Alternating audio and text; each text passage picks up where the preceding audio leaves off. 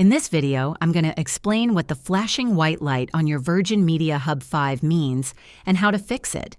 A flashing white light usually means the Hub 5 is starting up or updating its firmware.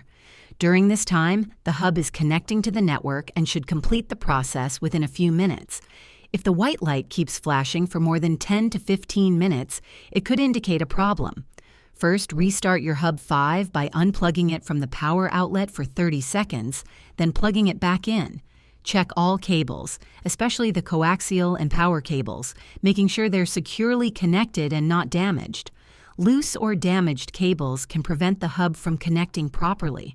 If the light continues flashing after a restart and cable check, try resetting the Hub 5 to factory settings. Press and hold the reset button for about 10 seconds until the lights blink. Keep in mind this will erase your custom settings, and you'll need to set up your network again. Also, check for any service outages in your area through the Virgin Media app or website. Sometimes the hub can get stuck trying to connect during an outage. If none of these steps fix the flashing white light, contact Virgin Media support. They can run remote diagnostics and help resolve the issue.